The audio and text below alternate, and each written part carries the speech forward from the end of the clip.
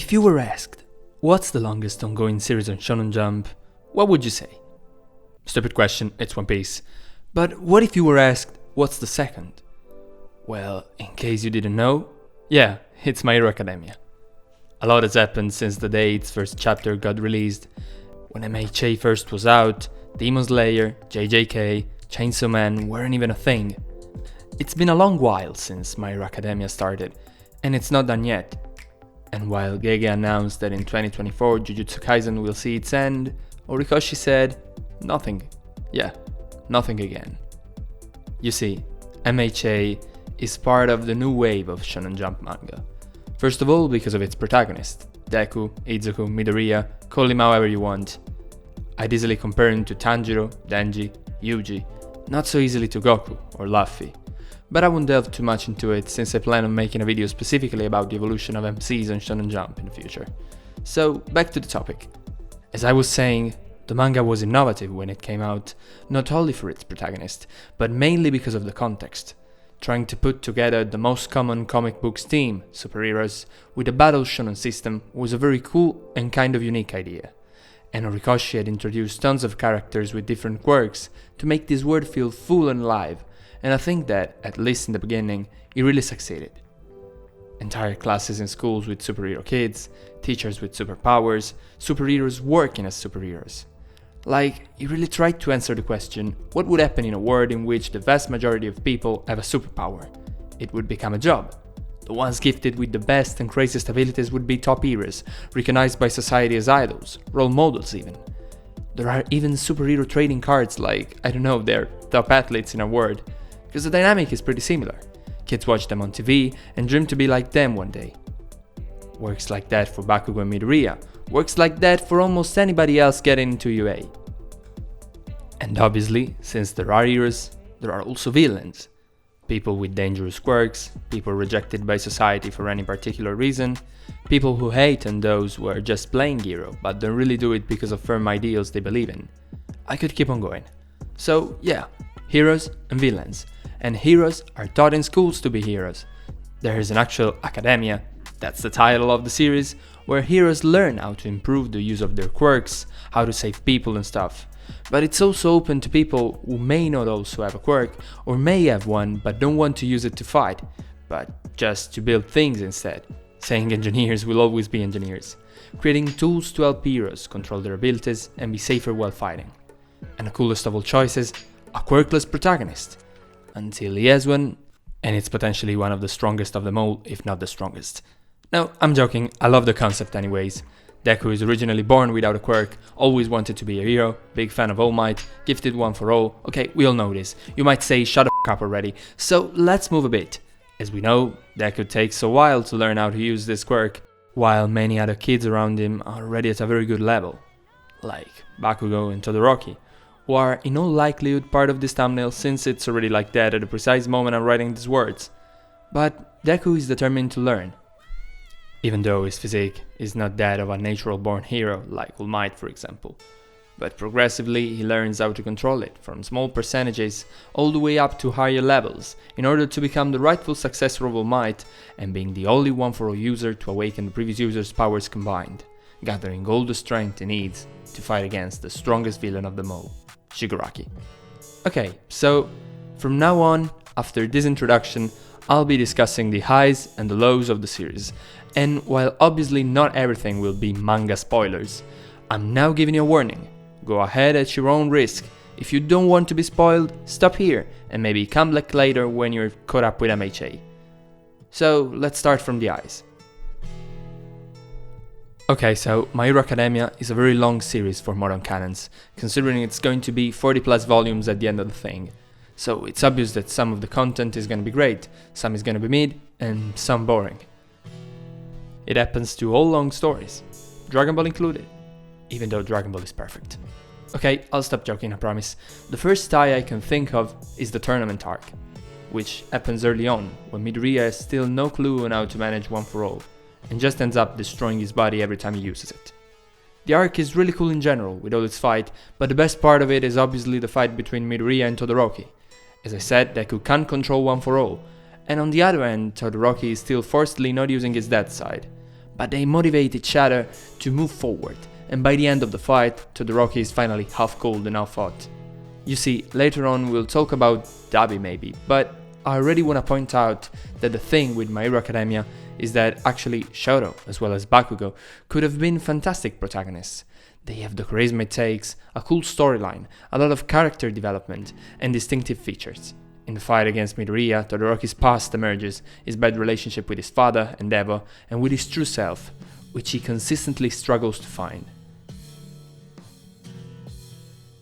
So, you see, before putting characters straight into the middle of the action, the author wanted to have loads of time to introduce them. The first arcs are mainly dedicated to the kids training and fighting against each other, rather than fighting dangerous criminals. And I don't think it's necessarily a bad choice, especially because the series, after all, is My Hero Academia, so it's logical that they need time to learn. It just makes the tension grow a bit slower.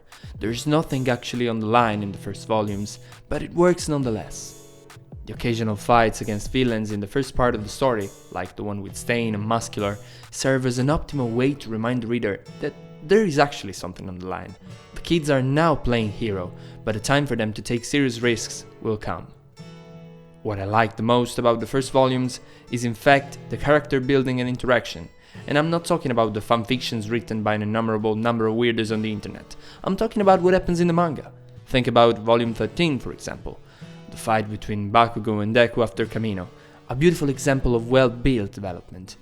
Bakugo, the one who seems the strongest on the outside, is insecure, feels sad and responsible for what happened to All Might, would want to be stronger and shorter of himself. Deku, the one that seems the weakest on the outside, acts as a friend, but not only a friend, an anchor to vent to, even though they've never seen their friendship like that before. You see, I found that a great example of bonding, and I think that's how the author intended it himself.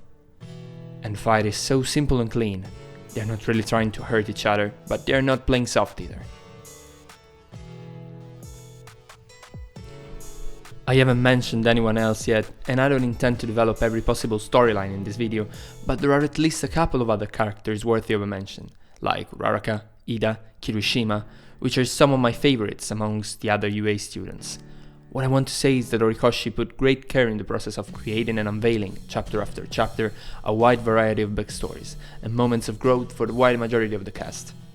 Obviously, some of them are more important than others, like Bakugo, Deku, who even got their own movie, and I know it's not canon, but god, it's so crazy that I'd want it to be, and Todoroki as well, as I previously said.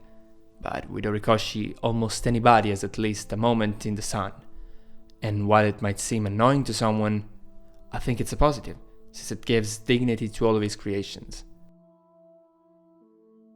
And you know what might be another positive? You leaving a like and subscribing to the channel. Since you've listened so far, I hope you like what I'm doing, and if you wanted to support this project, I'd be very happy and more motivated to keep on going. Costs you nothing, helps a lot. Back to MHA. The first moment that makes you say wow is the fight with Chisaki, or Overhaul, volumes 17-18. My boy goes to 100% for the first time and changes hair color like a Super Saiyan. Yeah, I said it, Dragon Ball mention, we can keep on going.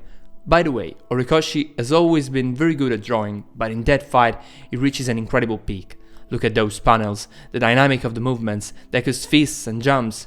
Horikoshi's sketching of the characters is brilliant, and MHA is not one of those manga where the art sucks in the early stages and improves later on. It just keeps getting better. Other great examples of this are the fight between Endeavor and Denomu, All Might and All For One's Kamino Showdown, and also the recent one, the Todoroki brothers duel, the second round of Midoriya against Shigaraki. Consider that while writing this video, we're at chapter 415. So, MHA, as I said, is stacked up with great and unbelievably good fights, and as I previously said, I love some of the characters' developments, the way the author managed to build tons of great characters, the amazing drawing style and so on. So if you consider the things I just said, MHA seems like an amazing manga, right? Well, it is, and I'm not saying that it's not. I like it a lot. It's been one of my first shonen back in the days, and I feel its main characters really clicked for me. And this video is not meant in any way to hate on MHA, but I would just want to point out a couple of things that, according to my very humble opinion, didn't work. Or, since we call the good things the highs, we'll call the negative the lows. which can be pretty much summed up in 2 words: rhythm and emphasis. You see, I've just described the good stuff, but there's a lot of filler in MHA, like anything from the second half of volume 18 up to the end of volume 20, the gentle criminal stuff and school festival stuff, and the second training arc with the other class when Midoriya awakens Black Whip, long and unnecessary. And then random and disturbing kawaii moments put here and there, like the Pussycats in the Woods training arc section. So yeah, My Hero sometimes is a real blast and sometimes is just boring fillers, which give more possibilities to the fanbase to create uncanny ships. It seems this is what it's all about. Teen drama. I'm f***ing reading a battle shonen, and listen to me guys, I don't tend to judge a book, movie, not even a manga or anime by the people who watch it or read it. But Jesus, the MHA fandom is really another story. All this is all over the place, and I guess that if you take a quick look at Reddit or Twitter, any other social media, you'll easily understand what I'm saying if you don't know. But back to the manga itself, the other big flaw of MHA, apart from pacing, is emphasis, as I was saying, and it has been its main problem recently. Not to say that the pacing has been great since the war arc, but that will be material for another video, as I think that the content in the most recent arcs deserves a video analysis itself, because it's really dense and complex, and I would like to read it another time entirely from start to finish and not segmented chapter after chapter before talking about it. By the way, recently the pacing of the manga, in all honesty, has not only been Horikoshi's fault, but also his else. As always, the amount of stress and work mangakas go through in order to release such a big amount of content in such a short period of time can be harmful, and the many small delays and stuff the manga went through recently contributed to the general feeling of slowness of the story. Okay, so I lost the point again. As I was saying, emphasis. A first great example is Dabi's identity revealed to the media. It had been so highly anticipated that it ended up losing all of its pathos. Horikoshi had given us many hints throughout the story about the connection between Dabi and Toya. So many, in fact, that when it became a thing in chapter 290, it felt like nothing new. Pretty much everybody already knew it. It was seen from a distance, and it lost a lot of its potential by being revealed later on. Another relatively recent example is Bakugo's fight against Shigaraki. The drawing of the fight itself, once again, is amazing, and Bakugo in the end stands no chance just because of the rain. Flashback to the past, few confusing panels, Bakugo left seemingly dead on the ground. Now, if this was JJK, you'd be sure he'd be dead. But realistically, Horikoshi would never do such a thing to one of his most beloved characters. In fact, after building all this suspense and drama, no real consequence. Bakugo is still alive, saved with sci-fi revived techniques, and don't get me wrong, I wouldn't have wanted Bakugo to die either in the first place, but why would you create such an emphatic scene just to make it worthless a few chapters later? So, yeah, that's it. However, MHA will always have a special place in my heart, and it will have for a very long time for the role it set for me, with all his highs and his lows, and I hope it gets a proper conclusion as a culmination of a very long and successful period of publication. Its story and poetics still means a lot to me, and I think they mean a lot to many of you out there too. As I said, I'll be working on another video about the war arc, and maybe a few more analysis in the next weeks about some characters and arcs if you want to. And if that's the case, and you have any suggestions by chance, let me know here in the comments down below. By the way, before you ask, I am working on the next Berserk video, which is taking a bit more than expected, but it will be ready soon. Anyways, hope you liked this one, and in case you did, take a look at what the channel has to offer so far. See you soon guys.